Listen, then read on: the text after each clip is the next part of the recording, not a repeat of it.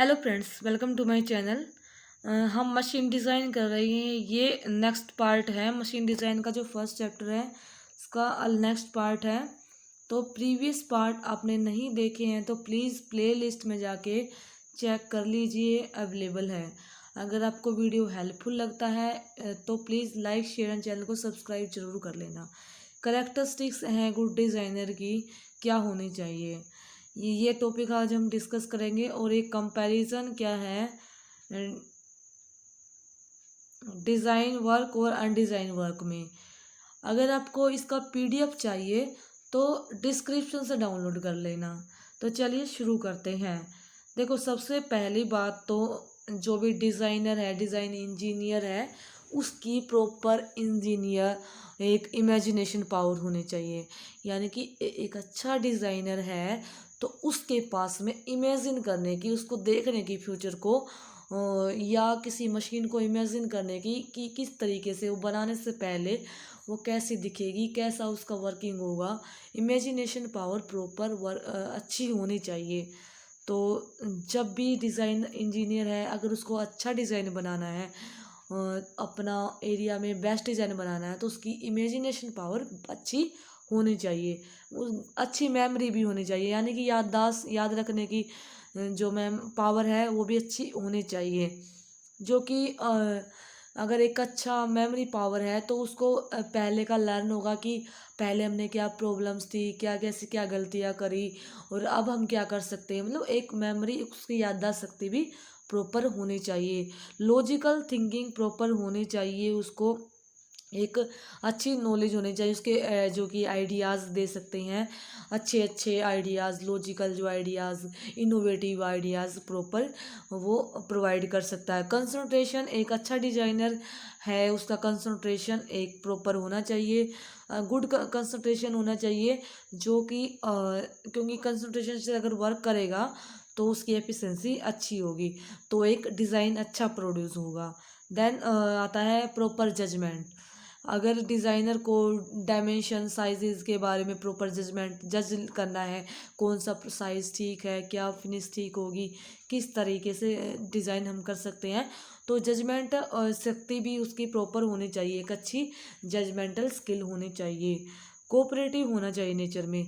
एक अच्छा designer cooperative nature का होना चाहिए, क्योंकि अगर वो उसका जो काम है तो उसके जो सबऑर्डिनेट्स या कोऑर्डिनेट, जो भी जिनको समझाना है किस तरीके से, जो प्रोडक्शन स्टाफ होता है या जो आसपास के जो पर्सन है, उनको समझाना है कि क्या डिज़ाइन मैंने डिज़ाइन किया, कैसे हम कर सकते हैं, जो भी डिज़ाइन के बारे में इंफॉर्मेशन है, तो वो उसको अच्छे से समझा सके। उसको कोऑपरेटिव नेचर यानी कि होना चाहिए उसका, कि वो उसको अच्छे से कोऑपरेट करे समझाने के लिए, उसको एक्सप्लेन करने के लिए। इन्वायरमेंट की नॉलेज होनी चाहिए। यानी कि अगर कोई डिज़ाइनर है, वो डिज़ाइन अगर कर रहा है किसी भी तरीके का, तो उसको प्रॉपर इन्वायरमेंट की नॉलेज होनी चाहिए कि अगर मैंने ये डिज़ाइन किया तो इन्वायरमेंट के बेस पे इन्वायरमेंट को उस डिज़ाइन का क्या इफेक्ट पड़ेगा। तो प्रॉपर इन्वायरमेंट के बारे में नॉलेज होना चाहिए। सेल्फ कॉन्फिडेंस होना चाहिए, उसको खुद पे इतना कॉन्फिडेंस होना चाहिए कि अगर उसने डिज़ाइन बनाया है, एक अच्छा डिज़ाइन बनाया है, तो वो सही है। यानी कि डिसीज़न लेने के लिए प्रॉपर उसको, डिज़ाइनर को उसके ऊपर स्ट्राइक रहना चाहिए कि हाँ, मैंने इतना कॉन्फिडेंस उसको होना चाहिए कि हाँ, जो डिज़ाइन मैं बनाऊँगा वो उसकी एफिशिएंसी अच्छी होगी, और एबिलिटी है कि वो प्रॉपर वर्क करे, तो उतना सेल्फ कॉन्फिडेंस उसमें होना चाहिए। देन आता है सेंस ऑफ रेस्पॉन्सिबिलिटी। अगर कोई डिज़ाइनर किसी भी तरीके का डिज़ाइन अगर करता है तो उसको उसकी रिस्पॉन्सिबिलिटी डिज़ाइन की लेनी चाहिए फ्यूचर में, कि हाँ, अगर इसमें कोई प्रॉब्लम्स आ सकती हैं या कुछ भी दिक्कत आ सकती है डिज़ाइन में, तो वो अपने कंधों पर उसका बर्डन ले, उसका रिस्पॉन्सिबिलिटी अपनी ले। अपनी रिस्पॉन्सिबिलिटी से पीछे नहीं हटना चाहिए एक अच्छे डिज़ाइनर को। इंटेलिजेंस होना चाहिए और टेक्निकल नॉलेज होनी चाहिए। अच्छा डिज़ाइनर को एक इंटेलिजेंट होना चाहिए, प्रॉपर इंटेलिजेंट होगा एक अच्छा डिज़ाइनर, उसको अच्छी नॉलेज होगी एरिया की अपनी, और उसको टेक्निकल प्रॉब्लम्स, टेक्निकल नॉलेज जो भी सिचुएशन से रिलेटेड है, मतलब टेक्निकली जो भी रिक्वायरमेंट है उस चीज़ की भी नॉलेज होनी चाहिए, प्रॉपर वर्किंग नॉलेज होनी चाहिए टेक्नोलॉजी की। वो क्या प्रोसीजर है, लीगल प्रोसीजर है, फाइनेंस कैसे होगा, तो ये सब प्रॉपर नॉलेज डिज़ाइनर अगर अच्छा है तो सबकी नॉलेज होना चाहिए। एबिलिटी टू इंस्पायर, एक अच्छा डिज़ाइनर है वो अपने आप को पूरा तरीके से अपने काम को देगा, यानी कि जो भी उसका इफ़ेक्ट है, जो भी 100% अपनी अपने डिज़ाइन के लिए देगा, तो उसको अपने जो फॉलोवर्स हैं जो उसको फॉलो करते हैं या वहाँ से अपना वर्क लेते हैं, तो उनको इतनी एबिलिटी होनी चाहिए अच्छे डिज़ाइनर को कि वो उसको इंस्पायर कर सके। इनिशिएटिव, यानी कि एक अच्छा डिज़ाइनर को प्रॉपर इनिशिएटिव, यानी कि अच्छा इनिशिएटिव लेना चाहिए, अच्छी एक्टिविटीज़ को करना चाहिए, जो कि एक प्रॉपर इनिशिएटिव ले, यानी कि एक शुरुआत अच्छी करनी चाहिए। अच्छे डिज़ाइनर को अच्छी शुरुआत करनी चाहिए। अगर अच्छा डिज़ाइनर है, कोई भी गुड डिज़ाइनर है, देन उसका प्रॉपर पॉजिटिव एटीट्यूड्स होना चाहिए। अगर कोई प्रॉब्लम आ गई तो उसको टैकल करने का या उसको हैंडल करने का एक एटीट्यूड है, यानी कि नज़रिया है, वो एक पॉजिटिव वे में होना चाहिए। किसी भी तरीके की कोई भी प्रॉब्लम डिज़ाइन में आ गई तो वो उसको पॉजिटिवली हैंडल करे। एनर्जेटिक होना चाहिए। एक अच्छा डिज़ाइनर कैसा होना चाहिए, एनर्जेटिक होना चाहिए, जो कि कई घंटों तक भी अगर उसको काम करना पड़े तो वो साथ में मिलके काम कर सकता है। उसकी हेल्थ भी अच्छी होनी चाहिए, एनर्जेटिक होना चाहिए और हेल्थ भी अच्छी होनी चाहिए।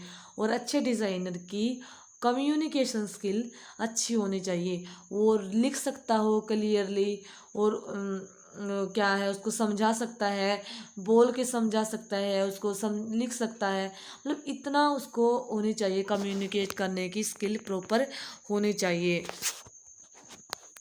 देन एटीट्यूड, अच्छा डिज़ाइनर है वो कैसा होगा, एंथुसियास्टिक होगा, ऑप्टिमिस्टिक होगा, लॉयल होगा उसका एटीट्यूड। और यानी कि जो भी ऑर्गेनाइजेशन है उसकी तरफ ऑप्टिमिस्टिक लॉयल एटीट्यूड होगा और एंथुजियाज्म उसमें होगा प्रॉपर। देन आता है क्रिएटिव एंड इंडिपेंडेंट थिंकिंग, जो एक अच्छा डिज़ाइनर है उसकी जो क्रिएटिविटी है उसके साथ में जो कि नया कुछ करे और अच्छा कुछ करे, और क्रिएटिव होना चाहिए और इंडिपेंडेंट होना चाहिए। जो भी अपना वो डिज़ाइन करे वो किसी पे डिपेंड ना हो, इंडिपेंडेंटली, यानी कि किसी पे डिपेंड ना रहते हुए अपना खुद का जो डिज़ाइन है या जो डिज़ाइन करना है वो इंडिपेंडेंटली डिज़ाइन करे। देन आता है फार साइटनेस, यानी कि जो दूर तक भी देखना, यानी कि एक अच्छा डिज़ाइनर की इमेजिन करना, फ्यूचर भी देखना उसको कि हाँ आज मैंने डिज़ाइन किया इस मटेरियल को लेके या इस वर्किंग कंडीशन को लेके मैंने डिज़ाइन करा, तो इसका फ्यूचर क्या होना चाहिए, कल क्या होगा, यानी कि उसको आज के बारे में नॉलेज तो हो साथ में कल क्या होने वाला है। कल अगर मैंने ये डिज़ाइन करा तो अगर टेक्नोलॉजी चेंज हुई या कुछ भी इन्वायरमेंट चेंज हुआ या मार्केट कंडीशन चेंज हुई तो उसमें क्या इफ़ेक्ट होगा, कल फ्यूचर में क्या इफ़ेक्ट हो सकता है इस डिज़ाइन का। तो एक अच्छा डिज़ाइनर वही होता है जो फ्यूचर का प्लान एडवांस में लेके चले। टेक्निकल एबिलिटी, जो एक अच्छा डिज़ाइनर है तो उसको जो भी अपने सबॉर्डिनेट्स हैं या जो भी आसपास के काम करने वाले हैं तो उसको इंस्पिरेशन करना चाहिए, उसको टेक्निकल एबिलिटी उसको समझा सके। एक अच्छा डिज़ाइनर उसको प्रॉपर अपने आसपास के पर्सन्स को हेल्प कर दे, सबॉर्डिनेट को हेल्प करे। ओपन माइंड है, यानी कि एक जो अच्छा डिज़ाइनर है अगर कहीं डिज़ाइन कर रहा है, अपना काम डिज़ाइन वर्क कर रहा है, तो उसका ओपन माइंड होना चाहिए, माइंड उसका खुला हुआ होना चाहिए। आई थिंक आपको क्लियर है ये। देन आता है comparison of design work and undesign design work, यानी कि क्या कंपैरिजन, किस तरीके से हम कंपैरिजन कर सकते हैं। एक तो हमारे पास में डिज़ाइन, यानी कि प्रॉपर सारे भी प्रोसीजर जो हमने प्रीवियस वीडियोज़ में डिस्कस किए हैं प्रोसीजर को फॉलो करके डिज़ाइन करा गया है किसी भी प्रोडक्ट का डिज़ाइन, देन अनडिज़ाइन बिना किसी डिज़ाइन के करा गया, तो क्या क्या किस किस तरीके से हम कंपैरिजन कर सकते हैं। सबसे पहला, जो डिज़ाइन वर्क है उसमें कॉस्ट कंट्रोल्ड होगी, क्योंकि हम सब चीज़ें देख के डिज़ाइन करेंगे। बट जो अनडिज़ाइन है, हमने उसका डिज़ाइन प्रॉपर नहीं किया है, तो कोई कंट्रोल कॉस्ट पे नहीं होगा, हम कॉस्ट को कंट्रोल नहीं कर सकते। जितना लगेगा वो तो अनडिज़ाइन है ना, डिज़ाइन हमने किया ही नहीं उसको। क्वालिटी कंट्रोल होगी, इसमें क्वालिटी कंट्रोल है किसी प्रोडक्ट की, वो नहीं होगी। इसमें क्या है, जो अपीयरेंस जो देगा, डिज़ाइन वर्क है, क्वालिटी अच्छी है तो वो देगा अपीयरेंस, यानी कि देखने में कैसा होगा, वो अच्छा होगा। लेकिन जो मान लो अनडिज़ाइन है तो हो सकता है वो अच्छा ना हो देखने में। और ये है क्या, डिज़ाइन वर्क है, इसको डिज़ाइन करते टाइम पे कॉस्ट लगती है, लेकिन बाद में उसका कम होता है। इसकी कॉस्ट डिज़ाइन डिज़ाइन यानी कि डिज़ाइन उस पर काम करा ही नहीं हमें, तो क्या है उसकी कॉस्ट कम होगी। इसकी आउटपुट, डिज़ाइन वर्क की आउटपुट अच्छी होती है, ज़्यादा होती है, और इसकी आउटपुट कम होगी। आउटपुट मतलब इनपुट देने के बाद हमें क्या आउटपुट मिली। एफिशिएंट जो डिज़ाइन वर्क है वो प्रॉपर एफिशिएंट होगा, ये हमारा efficient as compare to design work, यानी कि अनडिज़ाइन वर्क क्या होगा, लेस एफिशिएंट होगा, उसकी एफिशिएंसी कम होगी। एफिशिएंसी क्या होती है, output divided by input. Then strength of the product जो है डिज़ाइन वर्क में ज़्यादा होगी as compare to design work नहीं किया है। देन डिज़ाइन वर्क रिलायबल होगा, ये लेस रिलायबल होगा। रिलायबिलिटी मतलब कितना ड्यूरेबल है वो, तो ड्यूरेबल कौन सा होगा, डिज़ाइन वर्क मोर रिलायबल होगा। देन मतलब कितना टाइम तक वो टिक के काम कर सकता है। ड्यूरेबल या जो हमें डायमेंशन दिए हैं तो कितना ड्यूरेबल होगा, ये मोर ड्यूरेबल होगा, ये लेस ड्यूरेबल होगा।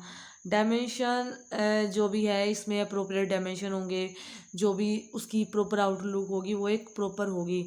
जो कि अनडिज़ाइन वर्क है एन अप्रोप्रिएट होगा डायमेंशन उसके, और क्या है पुअर, उसकी क्वालिटी क्या होगी, पुअर होगी, देखने में वो अच्छा नहीं होगा। रिसर्च डेवलपमेंट अगर डिज़ाइन वर्क का करते हैं तो करना ये इजी रहता है अगर हम प्रॉपर कर रहे हैं तो स्टडी।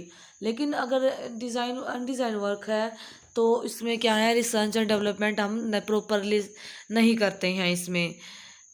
देन जो डिज़ाइन वर्क है इसमें sale service, after sale service हम क्या है, जो प्रोवाइड करनी हो, सर्विस प्रोवाइड करनी हो, यानी कि हमने मार्केट में दे दिया तो सर्विस अगर प्रोवाइड करनी है तो इजीली वो प्रोवाइड कर सकते हैं। लेकिन अगर अनडिज़ाइन वर्क है तो उसमें सेल करने के बाद में सर्विस प्रोवाइड करना ईजी नहीं होता है।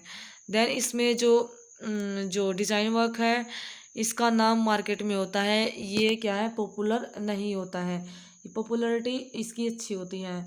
इसमें क्या है, स्टैंडर्ड्स पार्ट्स का यूज़ करते हैं और इसमें स्टैंडर्ड पार्ट्स का हम यूज़ नहीं करते हैं। तो ये था कंपैरिजन डिज़ाइन और अनडिज़ाइन वर्क में। आई थिंक आपको वीडियो पसंद आई है, हेल्पफुल लगी है। प्लीज़ अगर हेल्पफुल लगी है तो लाइक शेयर एंड चैनल को सब्सक्राइब जरूर कर देना। PDF डिस्क्रिप्शन से डाउनलोड कर सकते हैं। Thank you, have a nice day.